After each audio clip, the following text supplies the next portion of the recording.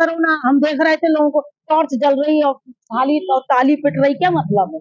जबरदस्ती औरतों के रेप वाले कैसेट्स बनाए, वो मणिपुर में लड़कियां बीजेपी बीजेपी लेके हमें ढोल थोड़ा ना। सरकार आ गई हो, जिसकी सत्ता हो गई हो तो अपना काम करेगा।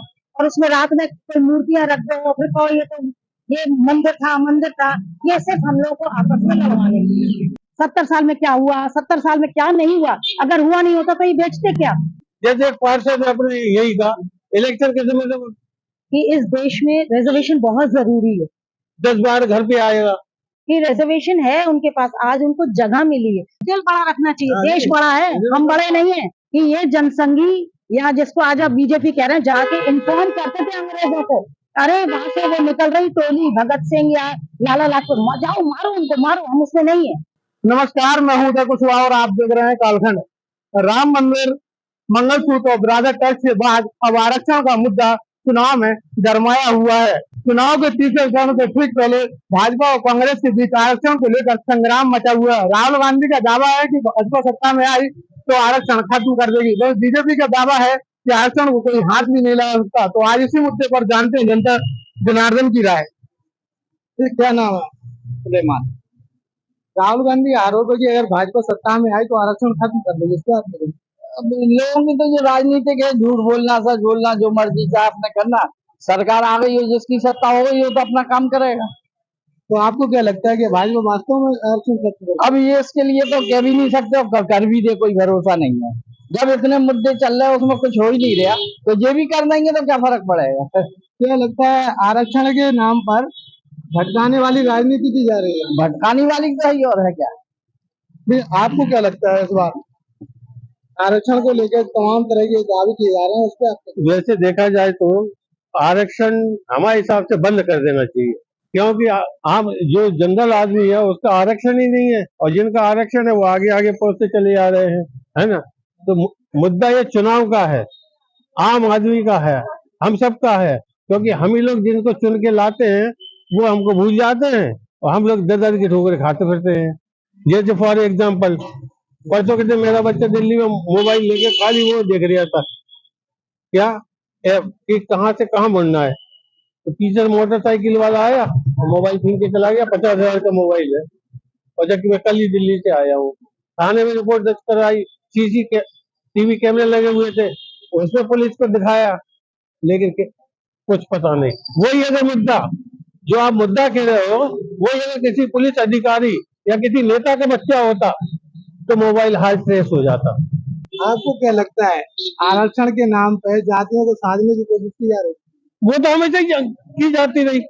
अब जैसे हिंदू और मुस्लिम है, हिंदू मुस्लिम सिख ईसाई आपस में है भाई भाई, आपने तो देखा होगा, लेकिन आरक्षण के समय मुस्लिम को भड़का देते हैं। जैसे मुस्लिम हमारा पड़ोसी होगा, पता चलेगा कि वो इलेक्शन के समय हमसे 36 का आंकड़े काटने लगता है, क्योंकि हमारे वोट ना चले जाए, है ना। जैसे भड़का रहे हैं राहुल गांधी, है अपनी तरफ को ले रहे हैं, ले रहे कि नहीं, है ना। तो क्या कह सकते हैं इस मामले में। जैसे एक पार्षद ने अपने यही कहा इलेक्शन के समय तो 10 बार घर पे आएगा और बाद में इलेक्शन जीतने के बाद आज तक पूछने नहीं आया। जैसे फॉर एग्जाम्पल गुरु कृपा के बाजू वाला है, वो भी बीजेपी का है, हम भी बीजेपी के हैं, आई समझ। और आप भी होंगे और भी तमाम होंगे, नहीं भी होंगे।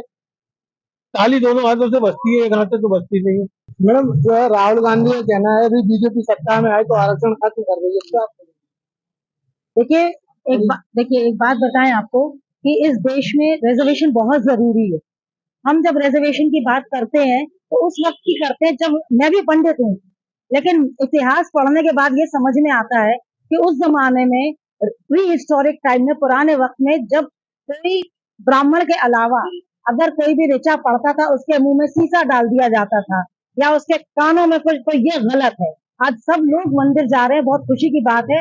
और हम तो एक बात जानते हैं, अगर हम एक नहीं होंगे तो हमें तोड़ तोड़ के काट काट के मारा जाएगा, जो अभी हो रहा है। ये मंदिर मस्जिद, किसी भी मस्जिद को तोड़ दो और उसमें रात में कोई मूर्तियां रख दो, फिर कहो ये मंदिर था, ये सिर्फ हम लोग को आपस में लड़वाने के लिए। रिजर्वेशन में इसलिए रखा गया था उस समय ताकि हम सब एक साथ मिलकर के चलें, और जब एक साथ चलेंगे, शिक्षा लेंगे, आगे बढ़ेंगे तो हमको मौके मिलेंगे नौकरी में। और जब मैं खुद सरकारी नौकरी से रिटायर हूँ और मेरे सामने रिजर्वेशन की वजह से लोग आगे बढ़े, लेकिन मुझे खुशी है, बहुत अच्छी बात है। अगर वो आगे नहीं बढ़ते तो उन्हें क्या एक्सपीरियंस मिलता। एक ऐसे देश में हम रह रहे हैं जहाँ पर हम लोग को कुचल कुचल के हर घड़ी सांस भी लेने पे मजबूर कर दिया जाए, और ये हम अपने बच्चों को भी सिखाएं कि मत पढ़ो।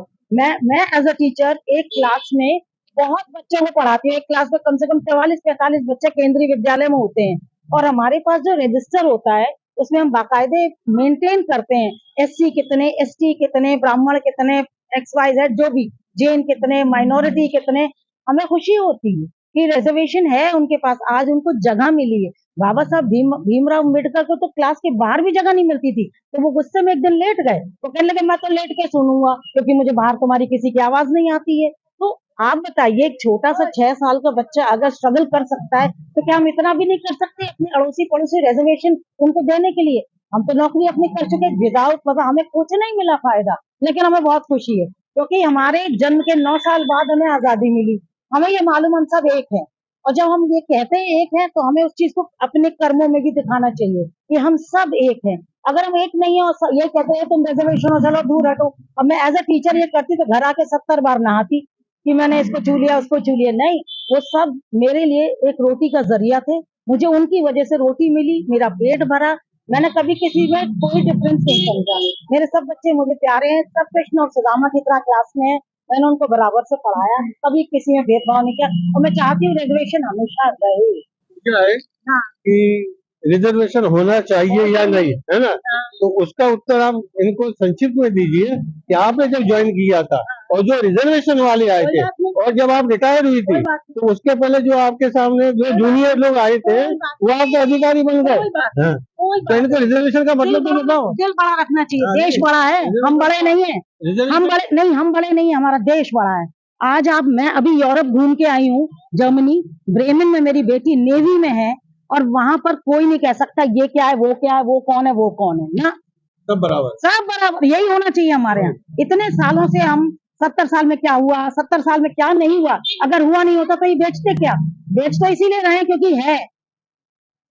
मेरी माँ ने हम लोग को बचपन में ये इंजेक्शन लगा दिया था कि ये जनसंघी, या जिसको आज आप बीजेपी कह रहे हैं, जाके इन्फॉर्म करते थे अंग्रेजों को, अरे वहां से वो निकल रही टोली भगत सिंह या लाला लाजपत, जाओ मारो उनको, मारो, हम उसमें नहीं है। आज उसका नतीजा हम लोग भुगत रहे हैं। ये रिजर्वेशन इसलिए आया था ताकि अपने दिल में भेदभाव भूल जाएं, और हम लोग सब एक साथ बैठ के एक ही कुर्सी टेबल पे बैठ के खाना खाएं, एक ही साथ पढ़ाई करें, और हमें कोई ये धोखे से भी ना समझा पाए कि तुम ये हो तुम वो। नहीं, हम इंसान पहले, हम कोई जात धर्म को नहीं, हम नहीं मानते इस बात को कि तुम वो हो तुम वो, तुम कुछ भी नहीं हो, तुम इंसान हो। और इंसानियत होना बहुत जरूरी है आज के कॉन्टेक्स्ट में।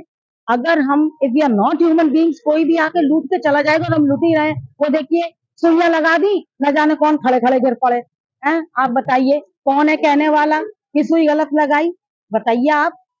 नहीं हो पा रहा है, ये भी नहीं हो पा रहा है। आप कौन सी चीज ऐसी जिसको बोले, वो 3000 कैसेट 2000 कैसेट्स बन गई साउथ में, जबरदस्ती औरतों के रेप वाले कैसेट्स बनाए, वो मणिपुर में लड़कियां नंगी घुमाई गई, क्या हुआ। बीजेपी बीजेपी लेके हमें ढोल थोड़ा ना। कोरोना आया, दुख कोरोना, दुख कोरोना, हम देख रहे थे लोगों को टॉर्च जल रही और ताली पिट रही, क्या मतलब है। साइंटिफिक, हमारी टेम्परामेंट साइंटिफिक होना चाहिए, हमको उसकी तुरंत इलाज करना चाहिए। हमें अगर पैर में प्रॉब्लम है तो डॉक्टर के पास जाओ, सर में प्रॉब्लम है डॉक्टर के पास जाओ, अरे क्या मतलब है। और सबसे इम्पोर्टेंट है हमारा, जो भीमराव अंबेडकर जी ने हमें जिंदगी भर के लिए दिया, वो right to vote. Right to vote किसमें रख सके, सबसे बड़ी बात। और उसके लिए क्या इंपॉर्टेंट है, प्रिएम्बल। ये तो बड़ा अच्छा हुआ कि उन्होंने उसमें ऐसी चीजें बना दी कि कोई 100 अवतार ले ले तो भी उसको चेंज नहीं कर पाएगा। देखिए आप, वो आदमी दुनिया का सबसे ज्यादा एजुकेटेड आदमी डॉक्टर भीमराव अंबेडकर, और उसने सबसे ज्यादा तकलीफें झेली हैं। आज आप अपने बच्चों को बचाते हैं कि धूप ना लग जाए, उसने क्या क्या नहीं झेला, आप बताइए। तो हम इतना ही सिर्फ कहना चाहते हैं, we are living in a democracy which is for the people, by the people, of the people.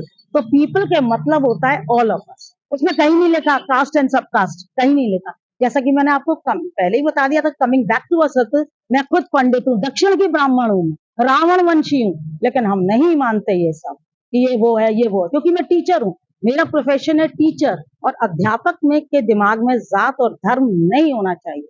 हमारा देश, अगर हम जात धर्म करेंगे ना तो बाहर वाला फिर से कोई आएगा लूट के चला जाएगा। आज अजान की आवाजें आती हैं, अच्छी लगती हैं। हमारी माँ हमसे कहती थी जाओ झड़वा के आओ मुल्ला जी से, जाओ उनसे दम करा हुआ पानी लेके आओ। आज आप जा सकते हैं मस्जिद में? नहीं जा सकते। चर्च हम जाते थे हर संडे, क्योंकि हम सेंट फ्रांसिस कॉन्वेंट के पढ़े हुए। हमारे घर में सुंदरकांड होता है, हमारे घर में अखंड रामायण का पाठ होता है, मैं रोज मंदिर जाती हूँ। लेकिन ये हमारी पर्सनल लाइफ है। हमारी पब्लिक लाइफ क्या है कि हम एक हैं। हम नहीं कोई जात धर्म को, मैं नहीं मानती एज अ वुमन, जबकि औरतें ज्यादा मानती हैं, मैं नहीं मानती। और मुझे गर्व है कि मैं नहीं मानती। मैंने अपने बच्चों को भी यही सिखाया, मत मान, कुछ नहीं है। क्या जात है क्या धर्म है, आप देखिए उनके बच्चे बहुत अच्छे निकलते हैं, जरा निकल के तो देखिए, जरा एक्सपीरियंस आपके हमारे बच्चों, क्योंकि हमारे आपके बच्चों को पता है उन्हें सब मिलेगा, और उनको पता है नहीं मिलेगा, तो वो ज्यादा मेहनत करते हैं। मैं खुद पढ़ाती हूँ, मैं खुद देखती हूँ, 32 साल नौकरी की है मैंने। ये तो ये थी जनता जिन्होंने आरक्षण को लेकर अपनी अपनी राय रखी। आप भी इस मुद्दे पर अपनी राय हमारे कमेंट बॉक्स में जरूर दें, और ऐसे ही मुद्दे और समाचारों के लिए देखते रहिए कालखंड।